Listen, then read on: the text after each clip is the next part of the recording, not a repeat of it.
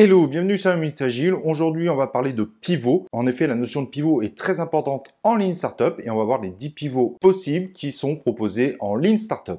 Let's go! Ladies and gentlemen, here it is.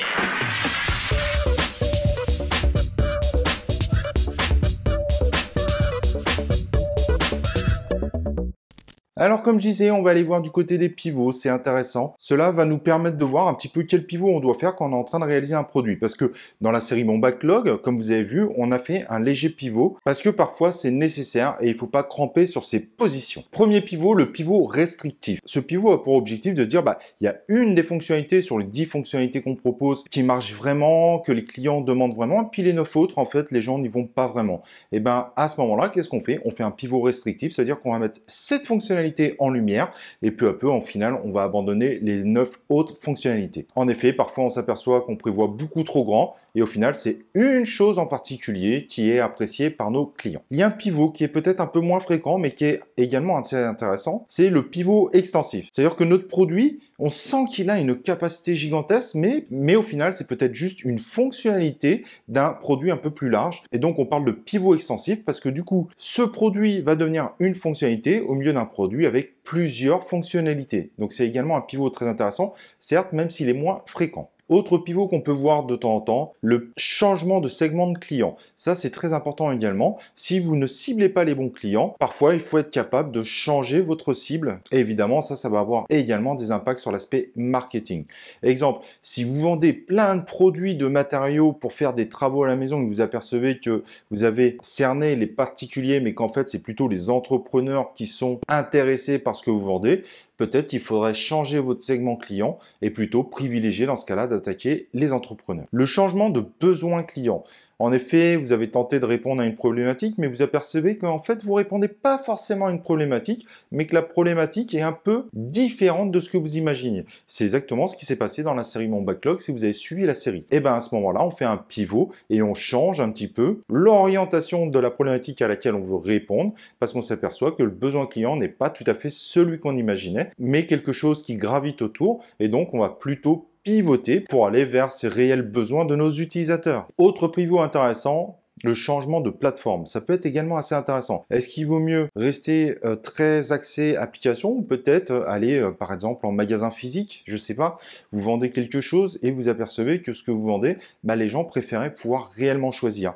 Et dans ce cas-là, il faut faire un changement de plateforme et pas croire que sur le coup, vous devez rester 100% numérique. Ce qui pourrait être également inversé. Ça veut dire que vous avez ouvert un magasin et vous apercevez que les gens, pour ce type de produit, ils ont plus envie d'acheter directement en numérique. Donc le changement de plateforme est un pivot également qui est faisable et qui n'est pas à négliger, surtout si vous apercevez que vous ne misez pas bon avec la plateforme ou le fait d'être sur une application. Le changement d'architecture d'entreprise. Il y a parfois des erreurs qui se font là-dessus. Par exemple, vous avez misé sur la marge élevée, volume faible parce que vous vouliez faire un produit ultra luxueux, mais en fait, vous apercevez que vos clients ne le voient pas comme un produit luxueux.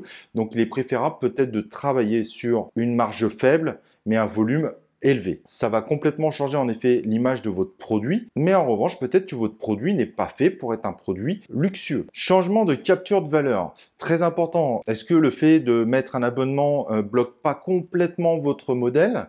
Ou est-ce que peut-être vous devez miser plus, par exemple, sur un système publicitaire où les gens ne payent pas directement, mais en visionnant de la publicité, vous rémunèrent.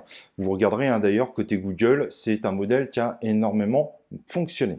Peut-être que votre produit pourrait fonctionner si vous arrivez à trouver une façon de gagner de l'argent avec votre produit sans forcément que ce soit le client qui paye ce produit. Parfois, il faut faire également un changement de moteur de croissance. C'est-à-dire que vous aviez misé sur la fidélisation, mais la fidélisation ne vous rapporte pas tant que ça, donc peut-être qu'il faut miser sur l'acquisition. Et évidemment, inversement, ça serait pareil.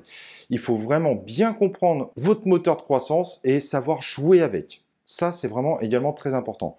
L'acquisition ou la fidélisation n'apportent pas du tout les mêmes revenus et pour certains produits, la fidélisation sera la clé de vos revenus alors que dans d'autres produits, ça sera évidemment l'acquisition. Le changement de canal également est un pivot qu'il ne faut pas négliger, qui se fait de plus en plus. Est-ce que le fait que votre site e-commerce soit principalement axé site web, donc avec un accès sur ordinateur, soit viable ou est-ce qu'il est préférable de miser sur les tablettes, les applications mobiles, qui est en fait très important pour faire des revenus au niveau des sites e-commerce. Il y a de plus en plus de gens qui achètent achètent directement sur leur téléphone portable. Donc de plus en plus de sites e-commerce mettent beaucoup plus d'intention sur le site mobile ou l'application mobile et pour présenter des sites qui sont adaptés à ces appareils. Donc attention, le canal est évidemment très important pour la diffusion de votre produit. Il y a des produits qui ne fonctionnent pas du tout sur un site e-commerce et des produits qui ne fonctionnent pas du tout sur un mobile. Et le dernier pivot, c'est le changement de technologie, un pivot également très important.